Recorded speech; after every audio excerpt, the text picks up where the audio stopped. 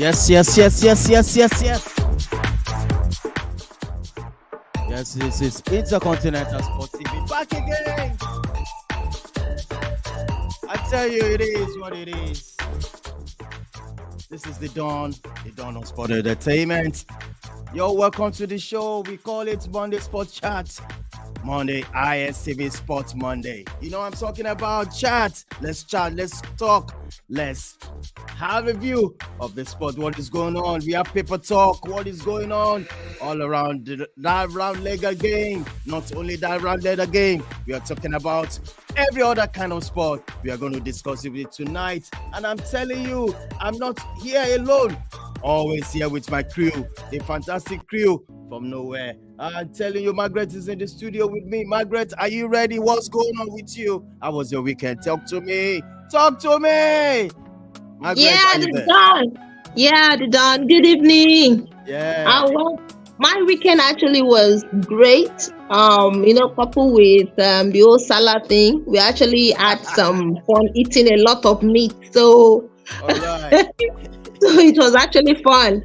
And then sometimes, though there are less than football games, but it doesn't matter because the transfer is actually keeping us very busy. Yeah, I tell you, this is the moment all fans, all club lovers, the team, the club everywhere, we're all anticipating, who are we going to sign? Oh, we need this one. We need this player. We need these players in this position. Everybody now to be discussing. I think at least right now, Arsenal and Liverpool are doing very well. Even Aston Villa. Or what do you think, Margaret? Well, honestly, they are really doing very well because I feel that last season, a lot of clubs have actually learned their lessons. So they know what happened in some positions, and because of that, maybe they were not able to get to the level they were supposed to be. So they have to make sure they get those players that were missing, the positions that were missing, they go into the business on time. You see, preseason is not, a lot of clubs don't joke about preseason because that is when you get to know your players more. You get to know how you can manage the team ahead of the new season. So that is why a lot of clubs, they don't want that panic buy. They make sure that they get their players on time, get the season ready on time, and it's actually really worked well for them. Absolutely, Margaret. That being said, let me welcome this great gentleman. Robbie is his name. Robbie Fowler, what's going on? Robbie, talk to me. How was your weekend? Are you ready? Talk to me, Robbie. Hey, good afternoon to you, Don. How are you doing? It's good to be on the show once again. Well, nothing much happened. That is right here from my end. The most important news I have right now, because if you're asking me, I'll give you more of local news, is the fact that a team called Sporting Lagos, that is one team in the second tier of Nigerian football, just gained promotion into the Nigerian Premier League right now. So let me say the news is a breaking news, and they just secured promotion about less than 10 minutes ago. So I think it's one thing that is getting the Nigerian media space very excited, and it's also getting Nigerian football lovers very excited because next month, just like the EPL and other leagues will start across Europe, the Nigerian Premier League also will start as well. So it is just beautiful vibes right here. And of course, for talking about the European scene, I don't know. I think Tottenham Hotspur are doing very well. Chelsea, they've been offloading, they've been clearing. So let us see how much forwarding they can do during this transfer season. Arsenal are also not doing bad. Then for Man United, I think the worry for United right now is the fact that they've signed just one player, and that is Mason Mount. Right now, it seems like as if the team does not have any form of shape whatsoever. So the question being asked is the fact that what is the coach doing to make sure that the ranks of the players who are set to leave the club are filled very, very fast, and they are filled with a very good replacement for the club. I think with that, I think that is just majorly the worry right now for United fans. But overall, I think it's been a wonderful time in the transfer window. We've seen some exciting names going up, down, and center in the transfer window. So now that I say good afternoon, it's good to be right here again. All right, once again, welcome. I'm going to welcome this guy. He's filming, he's ready. He's so excited. His club is doing so well. Still talking about this club called Arsenal. They're always on the first spot every season. They'll be number one every season. Right now, I'm going to welcome Ope Adebare, all the way from United Kingdom, joining us on this show tonight. Okay, what's going on? I think Arsenal, Liverpool, Aston Villa, they're all doing very well. What do you think? Okay, you're welcome to the show, bro. What's going on? It's always a pleasure to be on Intercontinental Sports TV. Thank you so much for having me. A lot is going on with Premier League. Please tell me. Okay, Jamie. Yeah, the Premier League teams are very, very busy. Today, Aston Villa secured the signing of Pau Torres from Villarreal. They basically stole that signing from Bayern Munich. Wow. Bayern wanted to sign him as a replacement for Lucas Hernandez, but Aston Villa, thanks to their sporting director, who has a good relationship with Spanish teams, was able to get that signing over the line for them. Thankfully, outgoings at Arsenal, and positive news about that. First of all, Pablo Mari has joined Monza on a permanent deal, but most importantly, Granit Xhaka, he will be on his way out. Going to Bayer Leverkusen as already reported, but for a much higher fee. Good business there from Edu.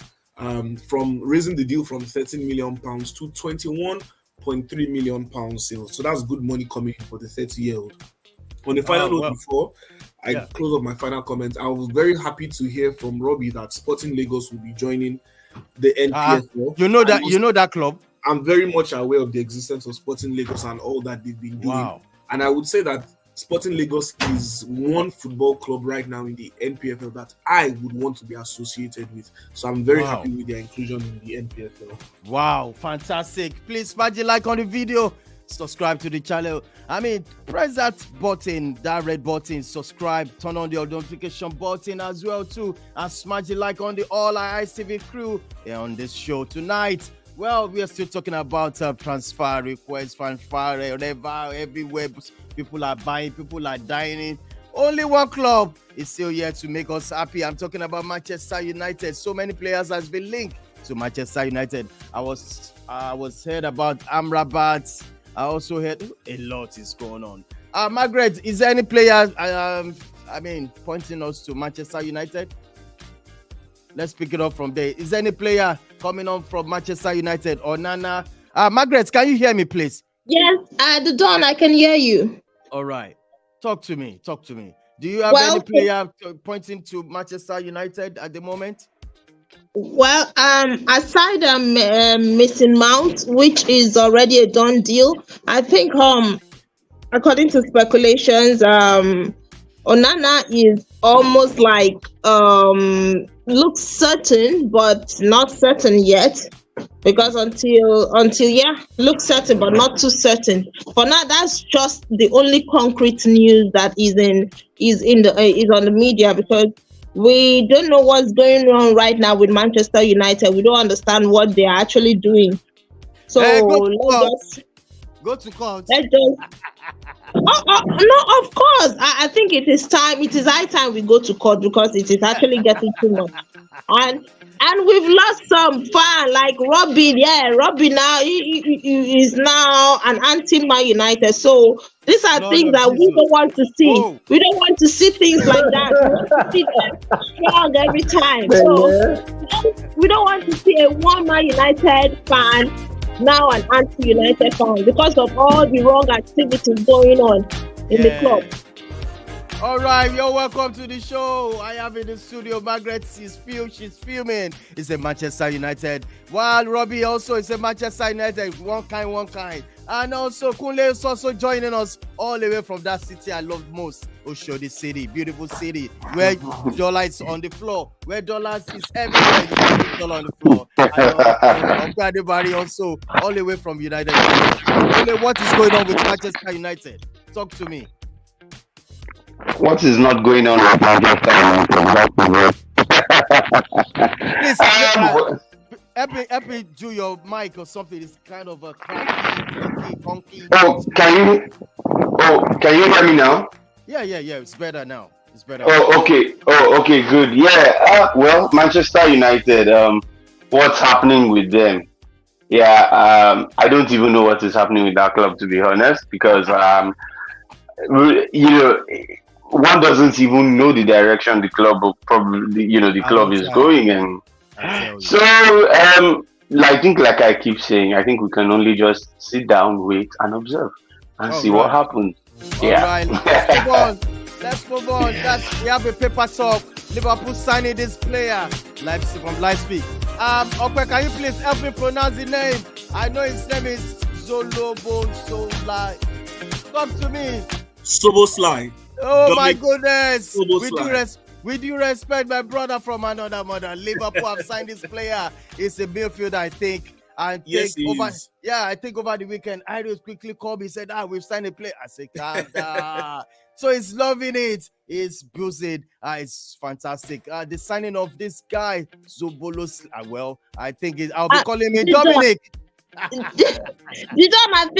feel that to make it easy, there is a drink in Nigeria called Zobo. We can just Zobo, yeah. You see, Dominic needs to be very careful. If he starts giving bad performances, his nickname from Nigerians will be Zobo. So he needs to be on his A. All right, you people hear this from Istv. Please smash the like on the video. I tell you, Liverpool have signed this player. Do you know anything about this player? Quick one, Dokwe. Do you know anything about him from Borussia? Yes, I know a lot about Dominic Soboslai. He was signed from RB Leipzig, and he used to play for the team in Austria, the Red Bull counterpart in Austria. I'm trying to remember their name now, but yes, he's from the Salzburg. Thank you very much, Kunle. So yes, he's from the Red Bull Academy, and he's one player that shot through at Salzburg. Before he joined Leipzig in 2020, he was heavily linked to Arsenal as someone who was going to help to replace Mesut Ozil, who at that point in time was ostracized from the team. And I love Soboslai a lot because he's a complete midfielder, in my own opinion. Wow. He can use either feet. To me, he has no weak foot. He's good at set pieces. He has the aerial threat as well. He has brilliant vision. He's one player that knows how to thread a pass through a needle. So, for me, he ticks a lot of boxes, and he's exactly what Liverpool needs as they are rebuilding their midfield. Because in my head, I'm already thinking about a midfield three of, honestly, Fabinho, McAllister, and Soboslai. And it's good that they have experience in someone in Thiago, So more often than not, sometimes you could even see Soboslai on the wing, but I believe he will be majorly used in the midfield. And trust me, you will see fantastic goals from him. Like I said, he's good at set pieces. So free kicks, penalties, corners, you expect him to be there. Very good signing for Liverpool and for good. Wow. It's going to be loud next season, the way I'm looking at it. Also on the paper talk today, we have Gerrard reopens talks over Saudi move. Saudi is going to be a coach. Now it's confirmed. Confirmed. He's now the manager. Oh my goodness. Oh my goodness. I think Saudi is doing something. They are cooking something, and it's going to shock the world. Kunle, what do you think about Saudi at the moment? Do you think anything can happen? I mean, a switch can be happening to people will be watching Saudi league at this moment. Kunle, talk to me. What do you think? I'm getting scared. No, there's no need for you to get scared. I think European football is still going to remain. European football is still going to remain the most watched league. Let's not even forget, I think people will actually even watch more of Major League Soccer now.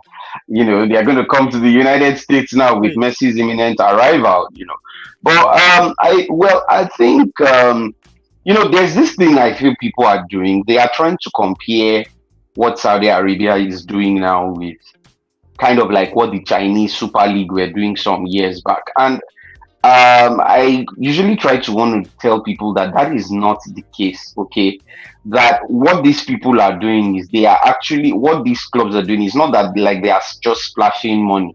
They are actually making investments in such a way that it is going to be beneficial to their league. Now, look at the caliber of players. Now, some of the players that have been signed, that have moved to Saudi Arabia are not just players who are old, like players who are about to end their careers. I mean, Ruben Neves just went there, and this is a guy who I remember Manchester United fans were always crying that when before Casemiro's arrival, when United were in need of a defensive-minded midfielder. Ruben Neves was a name that was, but this guy is just 26 and he's gone. Then you look at it like Gerrard now. You look at it, Gerrard is someone who still has a lot ahead of him, but he's going there. He's going there to Saudi Arabia. So what these people are doing is they are trying to improve they are trying to improve and to develop the image of football. And I think it is, yeah, they're trying to do that. And I think it's going to work because, like I've said, they are not just going for all those big players and maybe just, okay, yeah, we know they are signing them for money, but they are actually just trying to grow their football in their country. Saudi Arabia is not trying to compete with the Premier League. That is one thing I try to tell people. They are not trying to. They want to develop. They want to grow their own league. They want to grow their own talent. You understand? And on the long run, I think these things are going to yield fruit. You understand? So I think this is actually something very good. People are criticizing. I understand, maybe for political reasons, but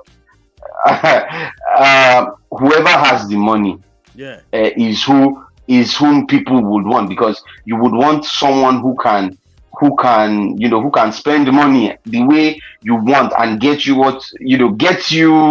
how do I put it, get the things you want. You understand? That is why Manchester United fans now, for instance, want this Qatari owner. They don't want Sir Jim Ratcliffe. We've seen what they've done in places like PSG. We see what the United Arab Emirates ruling family is doing in Manchester City. So I think this is the same thing Saudi Arabia is doing, and I can only see their football improving in the coming years. All right. Let's move on. I also have Man City turn to Barcelona. De Jong, after failing to sign after the end the pursuit of Declan Rice. Opweg, I want to quickly ask you: is confirmed yet Declan Rice in Arsenal, or is not yet? But what really holding up the deal? The reason why he has not had his medical is both teams agreeing on a payment structure. But as of last night, they are edging closer. So the deal is, the agreement in terms of the payment structure is 80% done. Hopefully. But I want to ask you, do you think anybody can walk in and still snatch this deal? The deal? No, I don't think so. Because apart from the fee that has been agreed between West Ham and Arsenal, player preference is quite clear as well. He wants Arsenal. Declan Rice wants to be an Arsenal player. He wants to come to North London, and there's nothing sweeter than that for me right now. So hopefully, latest Thursday, he is presented as an Arsenal player. All right, going for De Jong, what do you think? Is that a better deal if Man City? For Man City, it will be a fantastic deal, but also it will be great business for Barcelona, who are struggling in terms of finances. Frankie De Jong has a huge wage bill. So if Barcelona can get Frankie De Jong's wages off their books, it will be fantastic for them. Definitely, he would be able to agree a deal to play at Manchester City. I'm sure he would be more than happy to play under Pep Guardiola. But honestly, he's not the like-for-like replacement for Gundogan. I believe Kovacic is more similar in that aspect. And really, I struggle to see how Frankie wants to come into Manchester City and have an impact.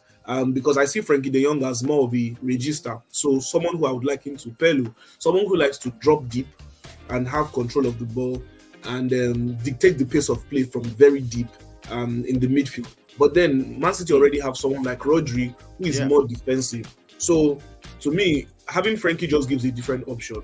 But I find it difficult, and I think it's quite difficult to see Frankie De Jong moving to Manchester City, apart from the price tag and the issue of playing style and him possibly having a start in the team. Financial fair play rules, because right now Manchester City are gunning for Josko Gvardiol, who is currently playing for RB Leipzig. Leipzig are bent on making Josko Gvardiol the most expensive centre back in the history of world football.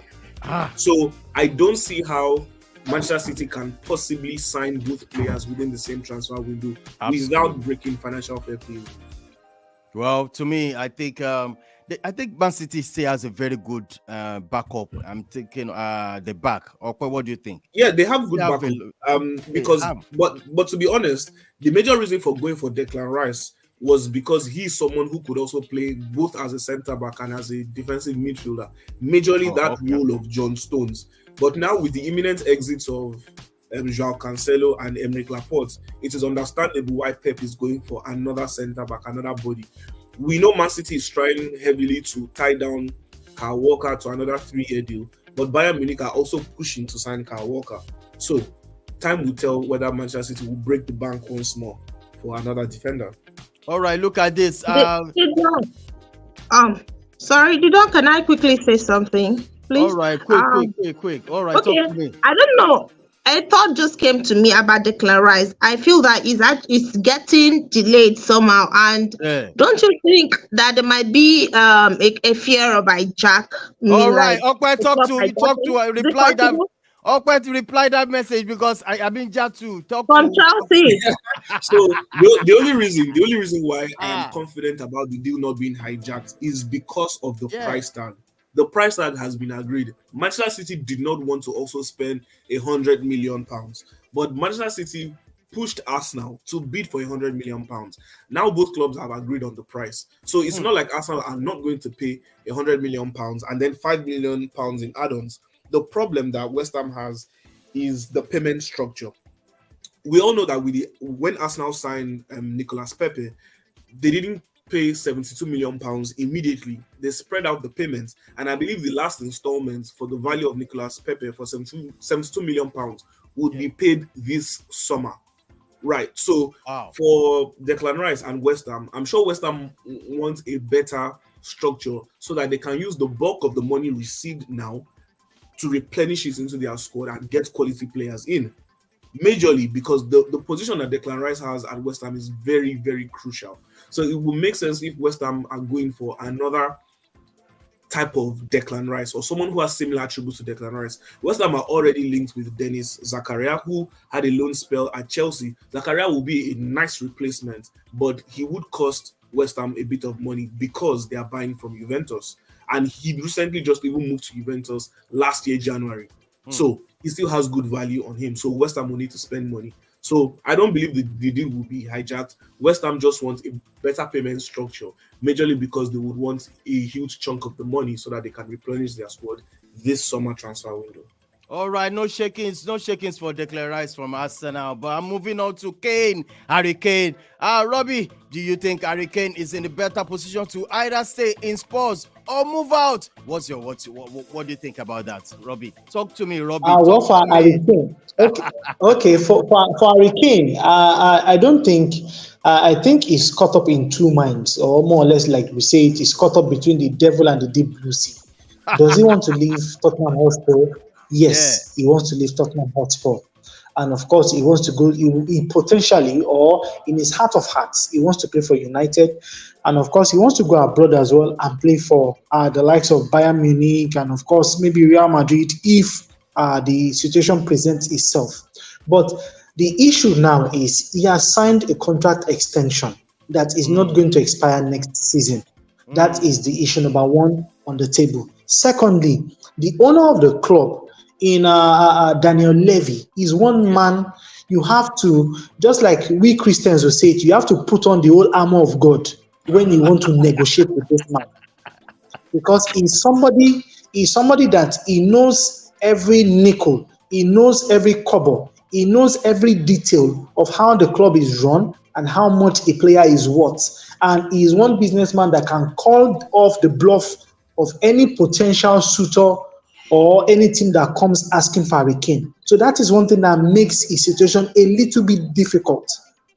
Can he put in a transfer request like it has been suggested from some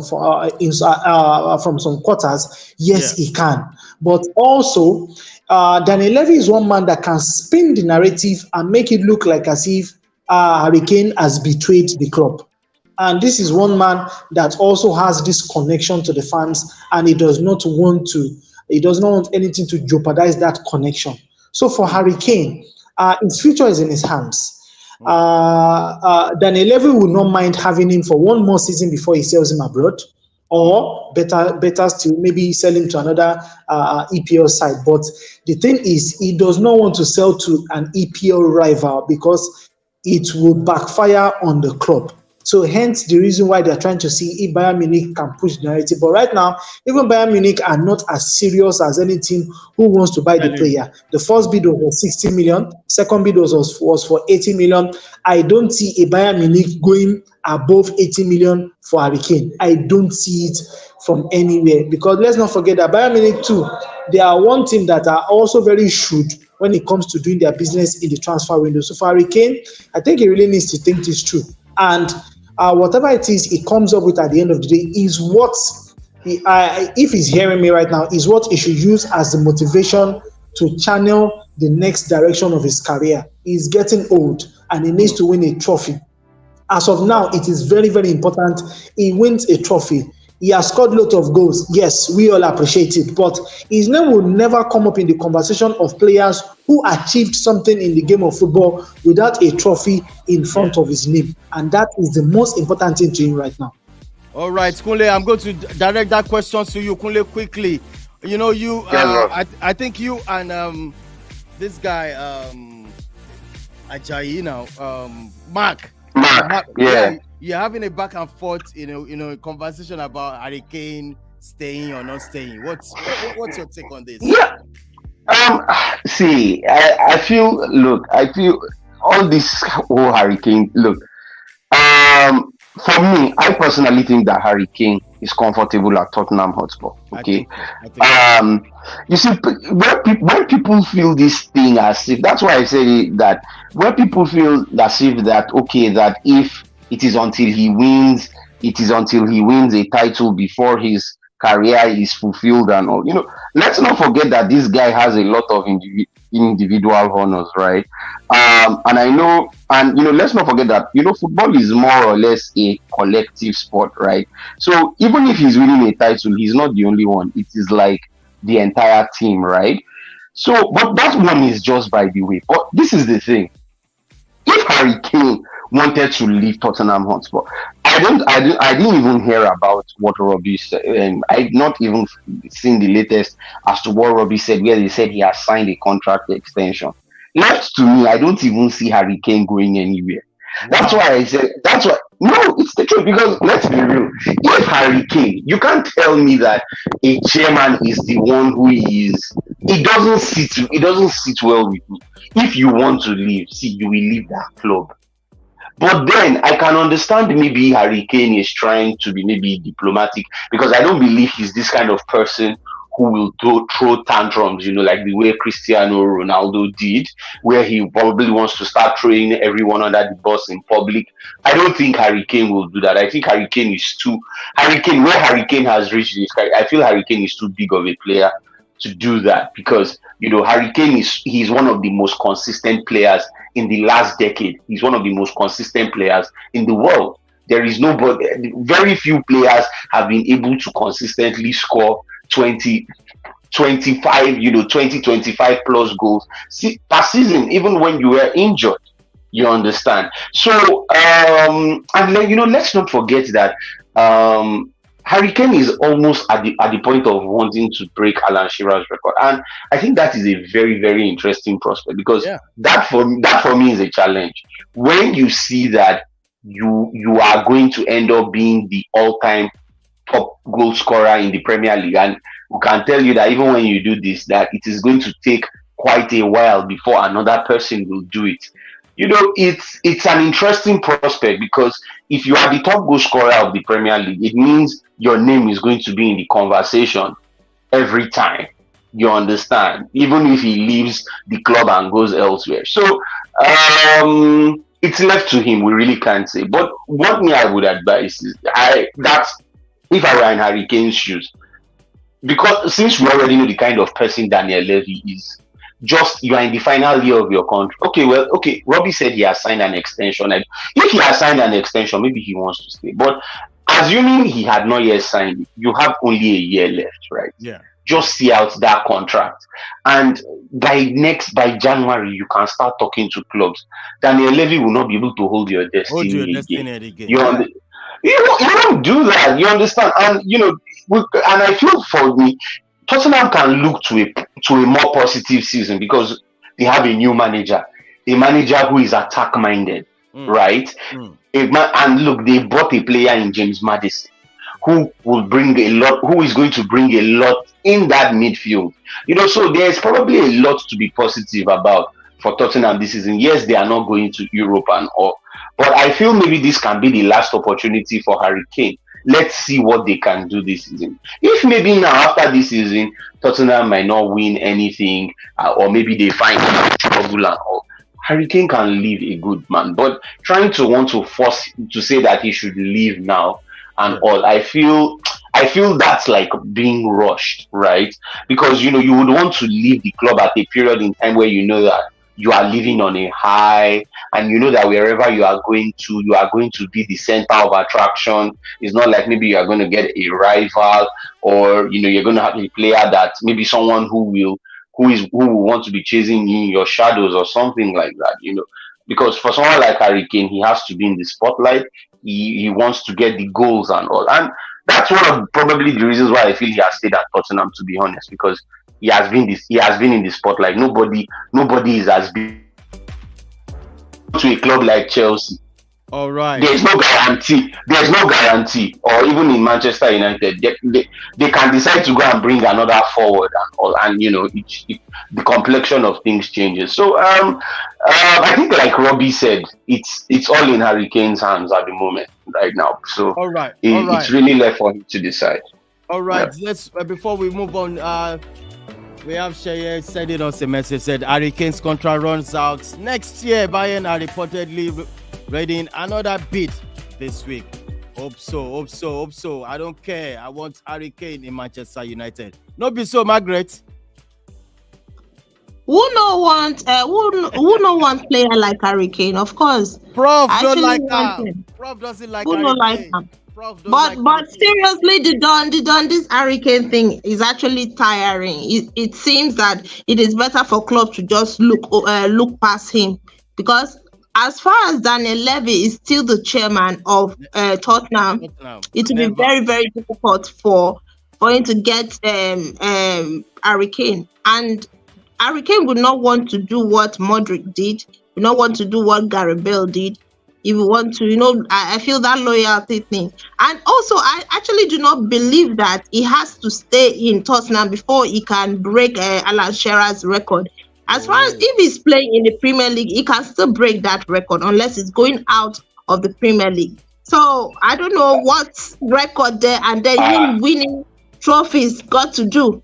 Then tomorrow, what is he going to show to his children? Where will he be placed among stars, among great players that have won trophies? What record? Alan Shearer not only won record, but he won the Premier League with Newcastle.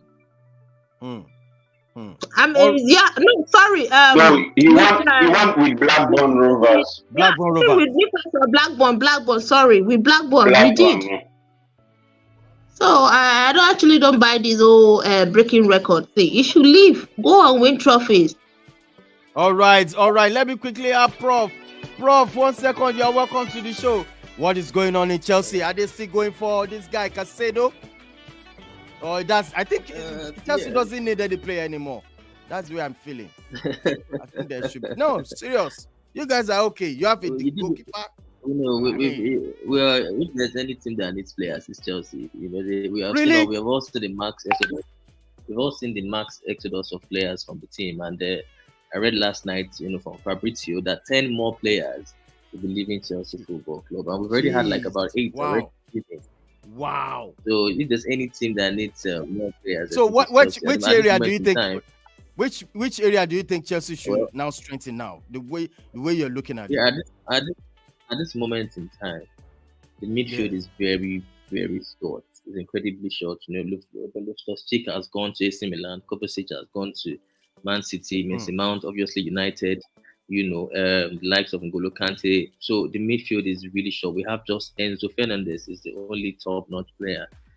Gallagher, might well be still be sold or loaned out. So we still need about 2-3 more bodies in the middle of the pack, and that's why Caicedo is a top priority target at the moment in time, because I think all season long since last season Chelsea have been pursuing him, they've been chasing him, and there's there's a I think the fee has been agreed. He has agreed personal terms already, but the club is still trying to strike a deal with Brighton to agree a fee. But I think it's safe to say that Chelsea are the front runners for Caicedo at this moment in time. Other areas that I think they can improve on. I don't know if they are comfortable with the striker Jackson and bro. I think Jackson, they still want to go for another top name. If they still want to go for another top class striker. I think this guy is in Chelsea now, Nkuku or something. Yeah, Nkuku now. Yeah. Nkuku is not an out and out. He's not really. It's not a point. It's not a number 9. It's going to be in and around the number 9. That's where it thrives. So Chelsea might well want to go for another big name striker, and maybe another winger because Christian Pulisic we hear is actually going to leave Chelsea as well. So we're very exactly. Oh no, I think he's got AC Milan. AC Milan and Info Pulisic. AC Milan. So and then we heard he has agreed a deal with Lyon. I think Lyon too are in for him. So we have a number of teams that are in for Pulisic. So Chelsea need wingers. We have this Raheem Sterling, Modric, and Madueke. You need players, though. Chelsea need players. And I think I like the approach from the team. The sale has gone on smoothly, and then I think going into July, August, you'll see more players coming into the club. All right, let's hope so. Guys, I'm going to go on to this guy. I'm going to start with you, Okwe. Okwe, you can see what is on the screen with you right there. This great player. I love this guy so much to the extent that I wanted to join Arsenal fan at some point, but it's not easy. I have Rooney. I have Babatov. I have, so I'm sorry. Now, let me talk to Okwe on this. This guy says he's retiring at the age of 36. Talk to me, Fabregas. Okwe, are you there, Okwe? Yes, Didon, I'm here. I mean, what can I say about I love this guy. I think he's a midfielder who I wish came in a different generation. Yeah. I believe him being around when the likes of Xavi, Iniesta, Pirlo, Gerrard and co were in their prime kind of put a dim on his lights. But nevertheless, he was still able to stand out in one way or the other. While at Arsenal, he was the shining star of the rebirth of Arsenal under Wenger, post the invincible era. And he did very well, if you ask me. Absolutely. I think, a lot of fans would say maybe Arsenal let him down by not winning a major trophy during that period as well. And I also think he's one player who I believe Wenger and the Arsenal medical staff had to have learned from, because despite how important a player is, his health, his well-being has to be, prioritized. And there were times when Fabregas was overused by Arsenal, and it cost us, especially in the Champions League. I remember in 2009-2010 season when we faced Barcelona home and away, because of his importance, he should have been rested during the weekend. He had a knee injury. We did so well in the first leg, and then second leg going to Camp Nou, we played Aston Villa at home, but the team that we started with was not good enough to get the job done. It was a nil-nil scoreline. Fabregas came up, scored one, assisted one, but sadly, injured his knee, and then he was out for the second leg against Barcelona, and we lost it. But you know what? He fulfilled his childhood dream of playing for, the Catalans, talking about Barcelona. He went back there, did very well. But just like I said, he was under the shadow of Xavi and Iniesta. A lot of times he had to play out of position. Sometimes he played as a false nine, But then he was a special player for Spain. He scored crucial penalties for Spain, crucial assists for Spain. And, this round of assists and crucial penalties started in Euro 2008. He scored the winning penalty for Spain in the semi-final against Italy.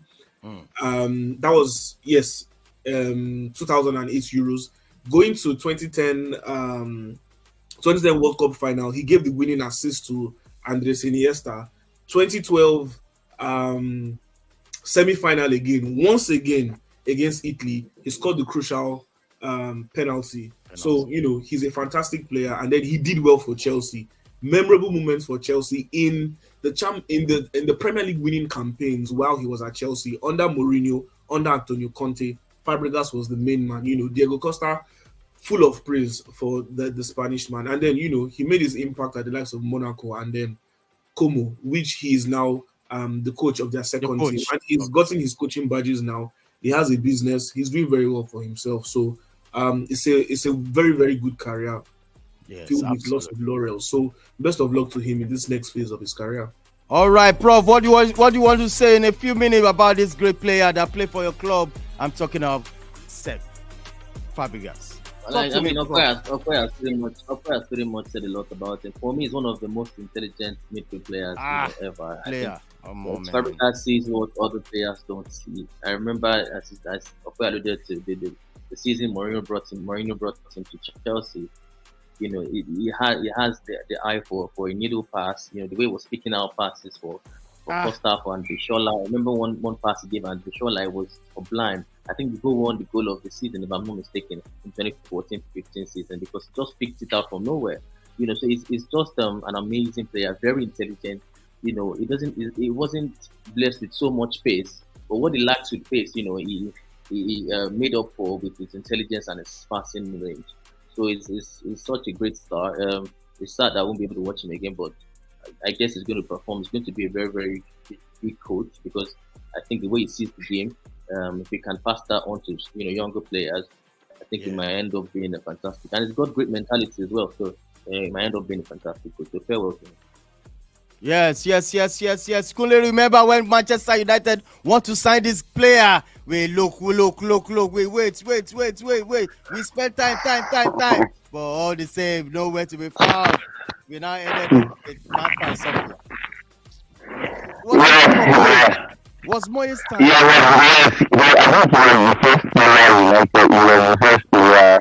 But I think everyone kind of knew that it was kind of unrealistic, because I mean, Fabregas was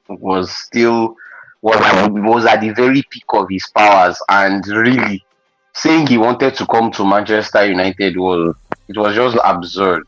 Because yes, I know that maybe in the past some players have been sold across the world, but definitely not somebody of Fabregas' caliber. I just did not see how that deal was going to happen.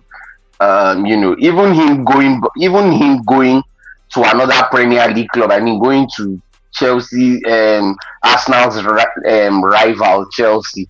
I feel it's because he went to Barcelona. I never envisaged that, he would cross the divide and from Arsenal go to Chelsea. It was at Barca, and when things didn't really work out, because, when he was at Barca, he played under the shadows of the likes of Iniesta, Xavi, and Sergio Busquets. So, it was when he now came back to Chelsea that we now began to see that Fabregas of old that was dominating like in Arsenal days. So there was just no way I saw that him coming to Manchester United. And yes, I just kind of wonder, why did they waste time on that deal? And I think that kind of instance just probably shows you the direction United have been when they do with transfers, because that is where we still are today. United can hardly make decisive signings, and I think just remembering that Fabregas deal that never materialized is just a prime example. All right, let's move on to this. It's going to be massive. Iniesta bid farewell to Japanese football. Margaret, you want to say something about this beautiful player? That's one of let me say, this guy Iniesta is my best midfielder of all time. I don't know. You want to disagree with me, Margaret? No, I won't disagree with you. One of the best midfielder of all time that I've actually the only thing let's say was robbed off was actually the Ballon d'Or in 2010. So I honestly, Iniesta, Xavi, seeing them in that Barcelona side squad, then whenever you are playing with them, you're always, seeing those two alone, and then Messi, you're like, you just know that nothing's going to happen. There is no 3 points. There is no victory for Manchester United. And then you see them do the same thing with the Spanish national team. In that 2010, they dominated both in La Liga and in the national team. So it was actually great to see guys like that. Honestly, I actually thought he has retired. I'm just was surprised seeing that he just left the Japan. I know as the last season, it was 2 seasons ago, he was still playing there. So I never knew he's still there. I thought maybe he has hung the boat. But Iniesta, wonderful player. Anytime, any day. I just hope we get to see him in doing well as a coach. As a coach, yeah. All right, Robbie, you want to disagree with me? Come on, let's talk about this guy. Iniesta is better than Zinedine Zidane. In my own opinion, disagree with me if you can. Tobe. Why would you say Iniesta is better than Zinedine Zidane? That is travesty. That is a sin. It is a crime punishable by hanging. Iniesta better than Zinedine Zidane. Where? How? So Prof. Where and how? So I would say the thing is you cannot take away Zidane's contribution to the game, and of course you cannot override what he has done. He's more or less of the older generation as compared to Iniesta, who actually came after him. So. But let's not forget something, that Zinedine Zidane more or less single-handedly won the 1998 World Cup for France. And I think from that moment on,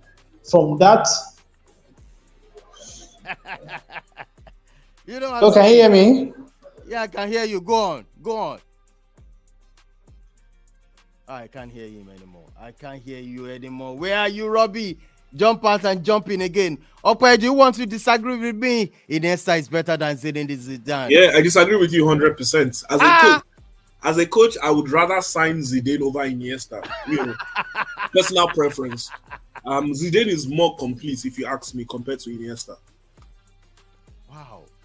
Wow. Prof. Kunle. Well, honestly, I think me personally. Yes, Iniesta was an enigma. Okay, it was an enigma. But Zidane, it's difficult. But Zidane for me is the best midfielder of all time. So I don't know how I'm going to choose. Oh, but Iniesta. I'm talking about the greatest all-round midfielders of all time. You have to mention Zidane there. And so, I think Iniesta is just below Zidane. I'll go for Zidane all day long. There was nothing that man could not do. Oh my goodness!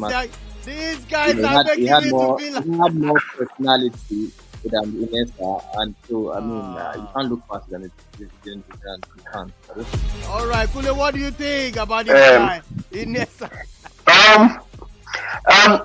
For me, you could be right if you say Iniesta is better than Zidane, right? But the issue is that when it comes to popularity contest, now this is what I'm saying. Popularity contest, Zinedine Zidane beats Iniesta because people resonate with Zinedine Zidane more than Zinedine Zidane's career was such that it's one of the best eras in football, especially when where he had to deal with the number 10. He was the most recognizable figure in that era. You understand? So that is why I feel people would always want to make. Now, like we said, Iniesta is a different era. I'm just even looking at it now. Zidane is 12 years older than Iniesta. Yes, Zidane is 12 years older than Iniesta. So I think that all in itself goes to tell you, who would be the preferred choice, because what Zidane and how you would even know Zidane is so much of an influential figure is even with the way his career ended. Even though his career ended on a very sad note, it did very little to diminish all he had done. People still remember. Most people don't even remember that final moment of his career where he got that red card and that headbutt, because there are just so many moments of Zidane magic and brilliance that, a red card on the last day of your, even though it was a final, World Cup final at that. And it's not something that people really remember. If they would remember, like Robbie said, they would remember things like the 1998 World Cup, that he single-handedly, won. They would remember him for the 2002 Champions League final, that volley that he scored against Bayer Leverkusen. I think they still say it's the greatest. It has been voted maybe the greatest Champions League goal ever. So when it comes to popularity contest, so Zidane is way above Andres Iniesta. Didon, please. I think I would want to disagree with Kunle, because with Kunle we're talking about two different era here. They didn't play during the same era. And then when we talk about trophies, in terms of trophies and achievements and honor one, I think Iniesta has actually put Zidane in the shade.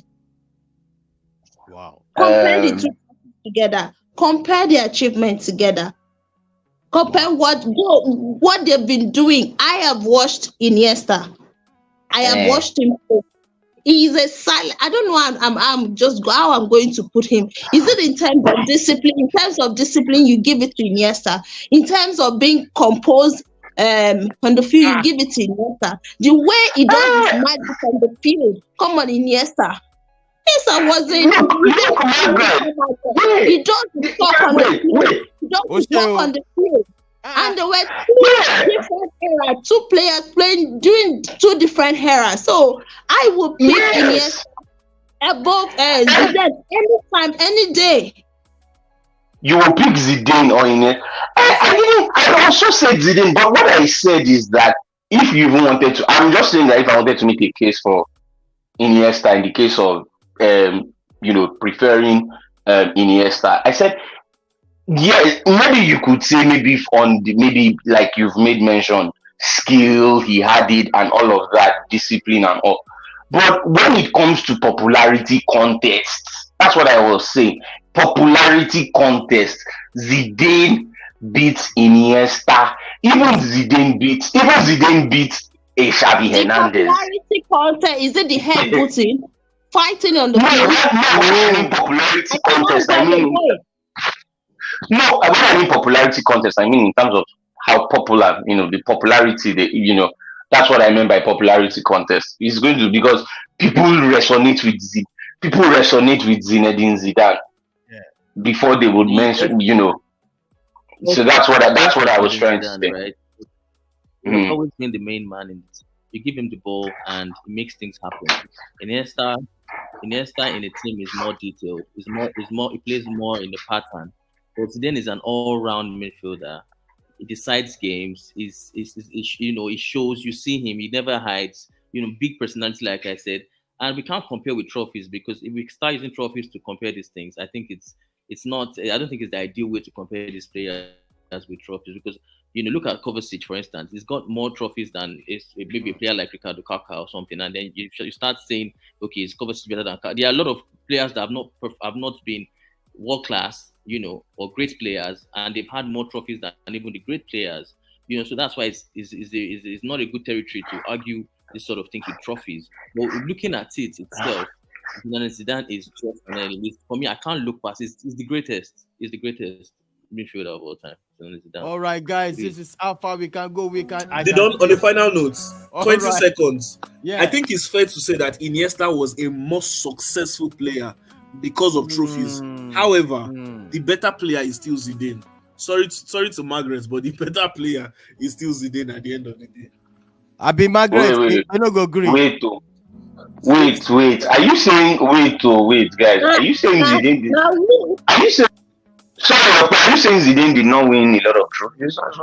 Iniesta has more trophies than Zidane. Iniesta has more trophy than Zidane won just one Champions League as a player, but I think he has covered. As a manager, yes. But club level, Iniesta was more successful. but as a better player is Zidane. You know, even at that 2006 World Cup, he won that semi-final against France. He won it for Brazil. He won it for France rather against Brazil. So there's so many moments where you can talk about the way Zidane single-handedly wins games, especially during that Galactico era, which took so long to finally tick. So it's Zidane for me over Iniesta. All right, guys, this is how far we can go. It's gonna be another debate on this as time goes on. Please, viewers, please smash the like on the video. This is how far we can go. I want to thank Margaret for joining us on this show tonight. Margaret, it is what it is. Please put Manchester United in prayers. Thank you, Didon. All right, for having me. Yeah, put Manchester United in prayers so that we know where we are going. You know, I'll be looking for a mountain in Ile-Ife. Oh my goodness! All right, Margaret. Okay, everybody, I want to say thank you so much for joining us on this one. On to the next one, okay? Thank you. Always a pleasure, Didon. Thank you so much. All right, Kunle, what's going on? Want to thank you, please, Kunle. Thanks a lot. Appreciate you. Man. Thanks a lot, boss. Thank you for having me. All right. Prof, thank you so much. Thank you. Yes, we are praying for Chelsea. No problem. No problem. All right, Robbie, on this one. Thank you so much. Finally, thank you so much. Thank you so much for having me. Thank you. All right, people. Thank you so much. Please, on the next one, please subscribe to the channel. You know, join our community, and also smash the like on the video. Share this video. This is how far we want you to help us. This is how much we want you to help us on this one. Subscribe now.